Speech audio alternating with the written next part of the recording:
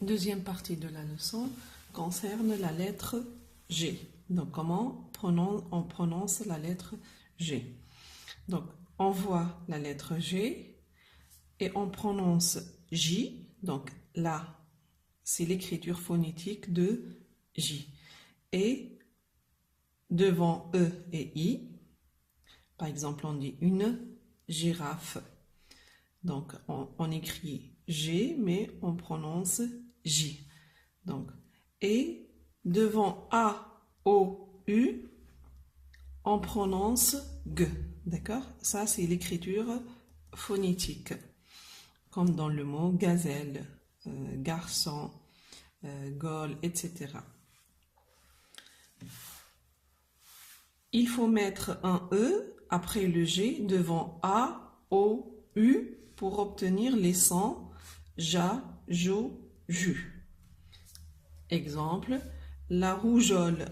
Donc ici, on a mis un E devant la voyelle O. Donc pour prononcer jo. Mangeable.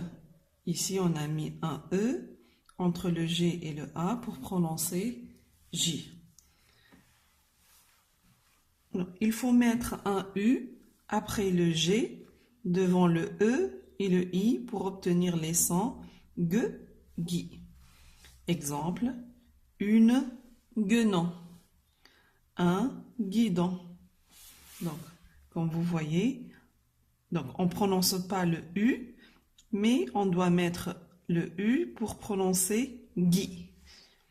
Donc ici, on ne prononce pas le U, mais on doit mettre un U pour prononcer G. On va voir avec ces exercices.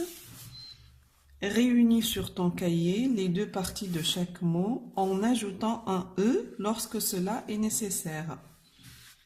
Exemple, un plongeon. Donc, plomb et on. Donc, on doit mettre un E ici pour prononcer Jean.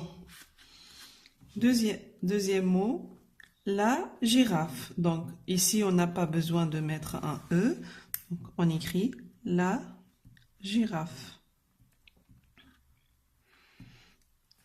On n'a pas besoin de mettre un E puisqu'on a la lettre I.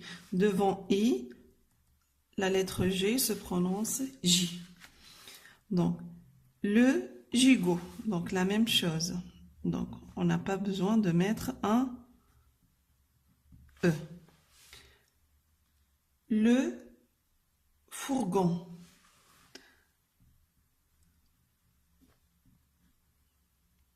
On prononce G-O-N. La nageoire. Donc, ici, on a un O. Donc, on va prononcer J. Donc, on doit mettre un E. Nageoire.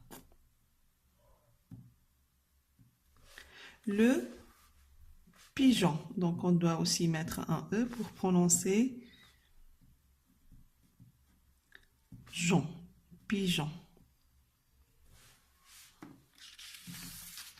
Exercice suivant. Remplace les pointillés par G ou GU après avoir reproduit les phrases sur ton cahier. Le français est une langue facile, donc on doit mettre GU pour prononcer G. Deuxième phrase, les touristes suivent le guide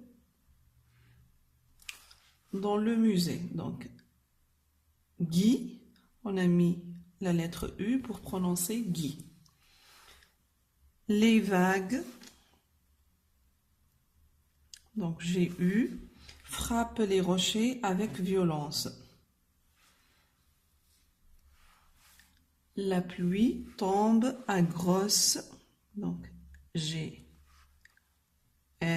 grosses gouttes.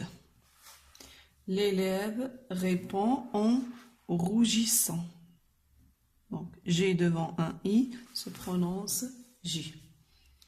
Donc, ce qui nous reste, c'est à vous d'apprendre cette autodictée. Je vais vous lire l'autodictée.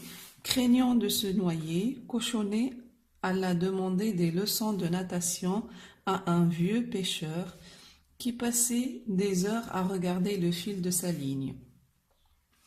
Le pêcheur prit Cochonnet par le fond de son petit caleçon, le jeta dans l'eau et lui dit « Tire-toi de là, mon garçon !» C'est ainsi qu'on apprend à nager.